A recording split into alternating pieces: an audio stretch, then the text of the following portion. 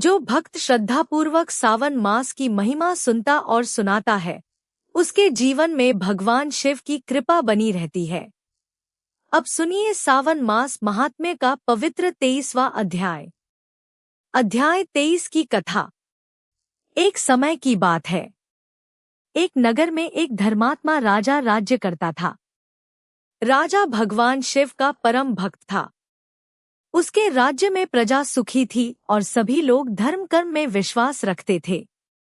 राजा प्रतिदिन प्रातःकाल उठकर स्नान करता और शिव मंदिर में जाकर भगवान भोलेनाथ का जलाभिषेक करता। सावन का महीना आते ही राजा का नियम और भी कठोर हो जाता। वह प्रत्येक सोमवार को उपवास करता और भगवान शिव को बेलपत्र, जल, दूध, पुष्प तथा धतूरा अर्पित करता। राजा के मन में एक ही भावना रहती, हे महादेव, मेरे राज्य की प्रजा सुखी रहे और मेरे मन में सदैव आपकी भक्ति बनी रहे। एक दिन सावन के महीने में राजा शिव मंदिर में पूजा कर रहा था। उसी समय एक वृद्ध साधु वहां आए। उनके शरीर पर साधारण वस्त्र थे और हाथ में कमंडल था। राजा ने तुरंत उठकर साधु के चरण स्पर्श किए और उन्हें आदरपूर्वक आसन दिया। साधु ने राजा से कहा, राजन, तुम भगवान शिव की इतनी भक्ति करते हो, इसका कारण क्या है? राजा ने विनम्रता से कहा, महाराज, संसार में जो कुछ भी है वह भगवान शिव की कृपा से ही है। धन, राज्य, परिवार और सुख सब क्षणभंगुर हैं, लेकिन महादेव की भक्ति ही सच्चा धन है। राजा की बात सुनकर साधु प्रसन्न हुए। उन्होंने कहा, राजन, सावन मास भगवान शिव को अत्यंत प्रिय है। इस महीने में जो मनुष्य श्रद्धा से शिवजी का पूजन करता है, कथा सुनता है और जरूरतमंदों की सहायता करता है, उसके जीवन के अनेक कष्ट दूर होते हैं। राजा ने हाथ जोड़कर पूछा, महाराज, यदि कोई मनुष्य पूजा करने में समर्थ न हो तो वह क्या करे? साधु बोले, राजन, भगवान शिव भाव के भूखे हैं। यदि किसी के पास धन नहीं है तो वह केवल स्वच्छ जल से शिवलिंग का अभिषेक कर सकता है। यदि बेलपत्र उपलब्ध हो तो बेलपत्र अर्पित करे। यदि वह भी न हो तो सच्चे मन से ओम नमः शिवाय का जाप करे। भगवान भोलेनाथ भक्त की भावना देखते हैं, वस्तुओं का मूल्य नहीं। राजा ने यह बात अपने हृदय में धारण कर ली। गरीब भक्त का प्रसंग। उसी नगर में एक अत्यंत गरीब व्यक्ति रहता था। उसका नाम सोमदत्त था। उसके परिवार में उसकी पत्नी और एक छोटा पुत्र था।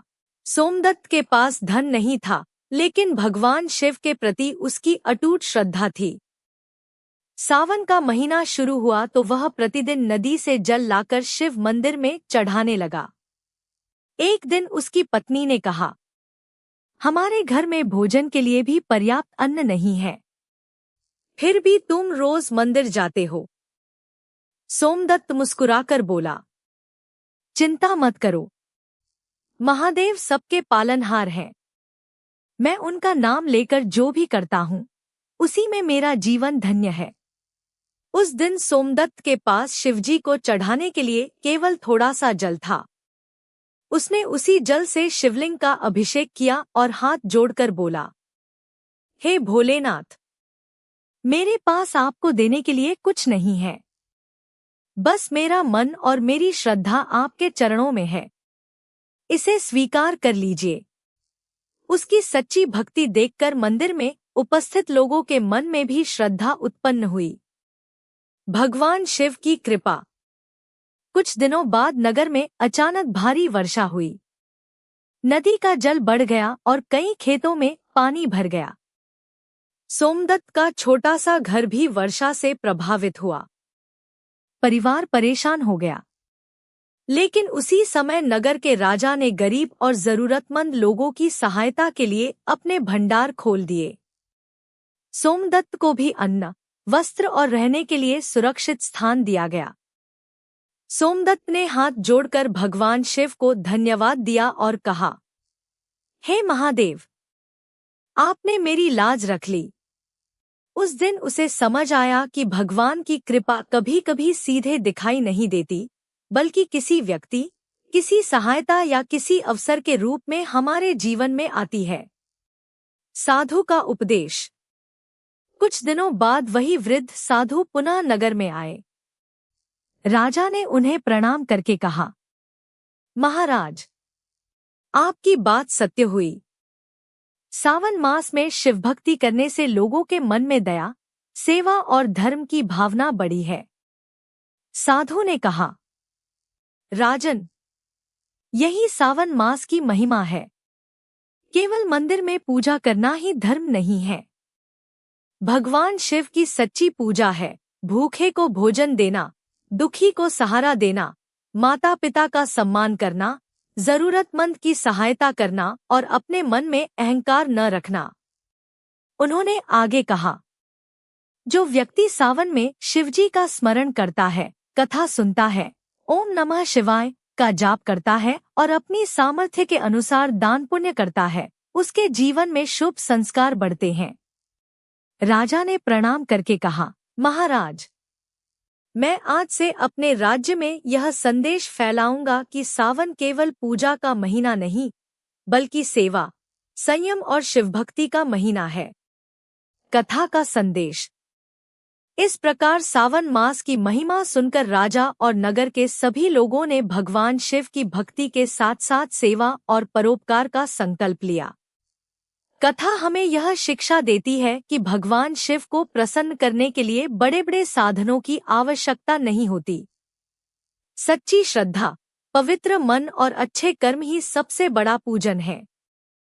जो भक्त श्रद्धा से भगवान शिव का नाम लेता है, ओम नमः शिवाय, उसके मन को शांति मिलती है और उसे सद्कर्मों की प्रेरणा प्राप्त होती है।